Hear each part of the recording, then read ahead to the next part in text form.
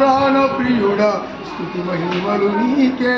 నా ఆత్మలో అనుక్షణం నా అతిశయము నీవే, నా ఆనందము నీవే, నా ఆరాధన నీవే. జ్యోతిర్మయుడా నా ప్రాణ ప్రియుడా స్తుతి మహిమలు నీకే.